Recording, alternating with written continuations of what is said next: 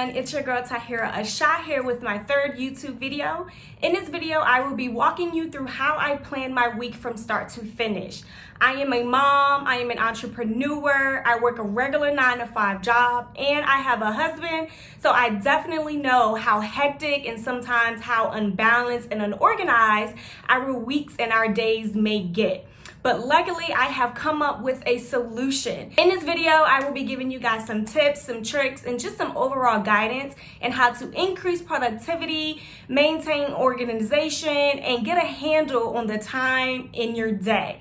If this sounds like something that you're interested in, definitely continue to watch my video. But before we get into the video, of course, don't forget to comment, like, and subscribe to my channel. Okay, you guys, I had to put on my glasses because I am blind as a bat. If you know me in real life, you know that I can't see without my glasses. So before we get started into the video, I wanted to show you guys how I organize my desk before I start planning. I know you're probably like, girl, that's way too much, but honestly, if your workspace is cluttered and unorganized, then your mind is going to be cluttered and unorganized. So just to give you guys a glimpse, this is my desk. So I have, the planner that I will be planning out of. I keep a notebook for like ideas that I jot down throughout the week, sticky notes, coffee that's almost halfway gone, some colored pens. I have my black pen as well and a Sharpie, some stickers. I also have some more stickers in my planner, and I keep a spread of a weekly to-do spread that I jot down before I put in my planner. I have my journal. Sometimes I use that, sometimes I don't. Then I have some whiteout. I do not like a whole bunch of scribble scrabble, so you probably will see me writing out in the video. But yeah, so that is how I organize my desk. Like I said, you definitely want to have a clean space before you start to plan. So I always start out planning my week by just reflecting on the goals and the changes required that I wrote down in the beginning of the year. This just helps me stay focused and make sure that the task that I am completing this week is geared towards accomplishing my overall goals. And then I will jot down my main focus at the bottom of my planner for the week. As you can see, my main focus for this week is budgeting. And then I go in and enter all of my important due dates, appointment times, and meetings. And then I go in and enter my to-do list for each day of the week. So I categorize my to-do list into 3 categories. I include self, my business, and then my family. So with self, I try to do, self-care activities. With my business, I will complete 1 to 2 tasks that is going to grow my business or just make my business better. And then I try to complete 1 or 2 tasks for my husband or my kids, just so that I am maintaining balance. And then I go in and enter all of my colors and stickers, things that just makes my day-to-day pop.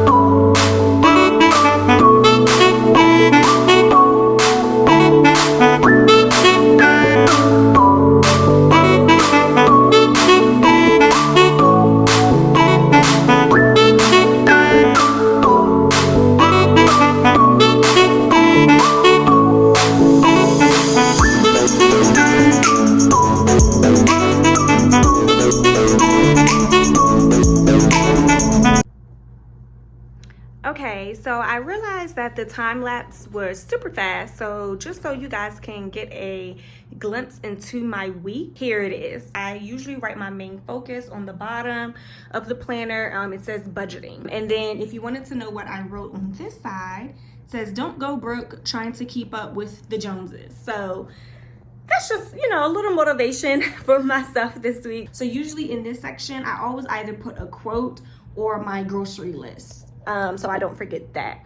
As you can see, on Monday, I have sleep in because it's Martin Luther King Day. So that's my day off from my 9 to 5.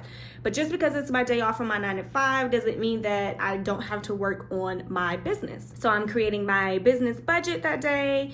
I'm making a lesson plan for Mace. He's my 3-year-old.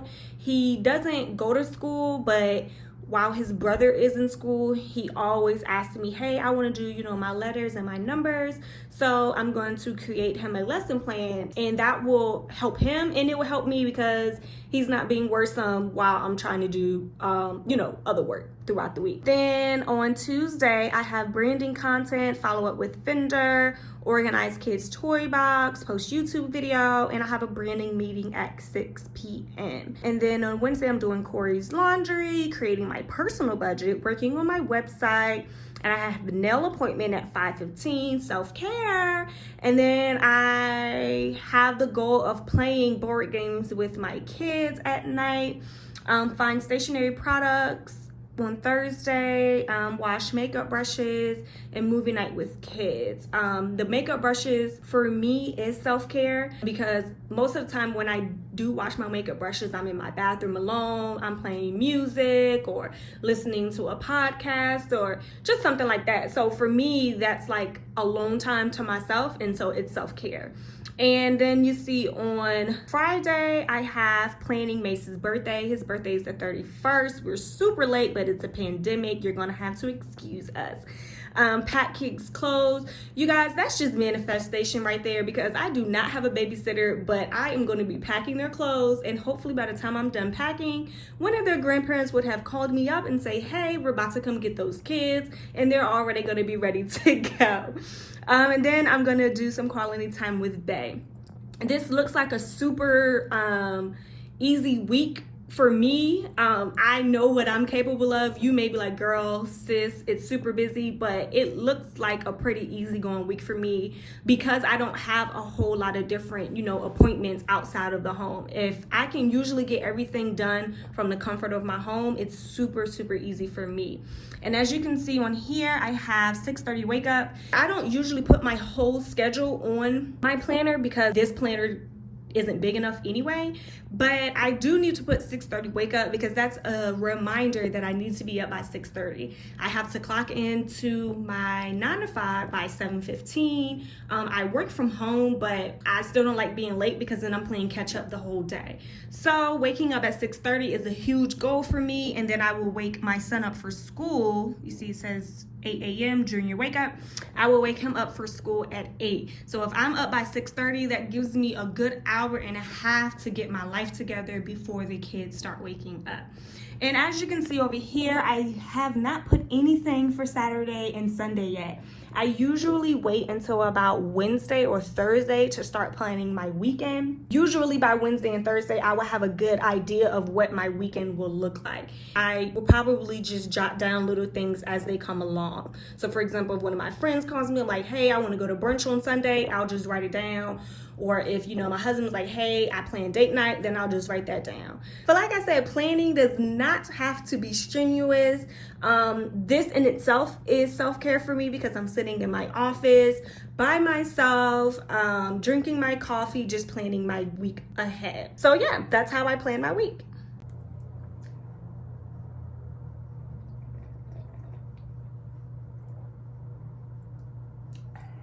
Okay, you guys, so that's pretty much how I plan my days and my weeks. So just to recap from the video, I do recommend that you start off putting your meetings, appointments, and due dates on your calendar first, and then fill it in with those big to-do lists. And try to balance out your to-do list in 3 sections. So yourself, try to find some things that you can do for yourself throughout the week. That's self-care. And then you want to balance, you know, your other 2 sections, whether it's family, whether it's business like I do, whether it's, you know, school or volunteer work, All of those things need to be balanced. I don't recommend doing any more than 3 categories. And self should always be a category. Self, that's the whole purpose of the balance method. It is to make sure that you are getting that balanced time or that time for yourself throughout the week.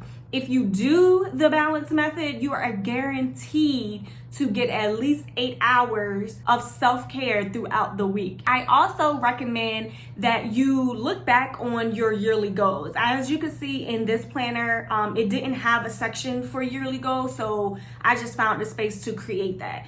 So the yearly goals and then the changes required. I always look back on those before the beginning of my week, just so that I can make sure that the tasks that just to make sure that the tasks that I am completing are focused toward accomplishing those goals. Because you want to make planning productive. Like, there's no point in planning out your week if you're not looking forward to accomplishing those goals that you set out in the beginning of the year. Hope that makes sense. Hope that helped. Hope you are better tool to live a more productive and more organized life. Like I said before, I'm a mom, I'm an entrepreneur, I'm a wife, and I also work a hectic 9 to 5. So I definitely understand where you guys are coming from if you're saying, like, hey, I need help with balancing my schedule. Yeah, so hopefully this helped you guys. If you're looking forward to seeing more organizational videos or time management videos for me, don't forget to comment below so that I can continue to make these videos. I would love you guys' feedback. And again, don't forget to subscribe to my channel. Thank you.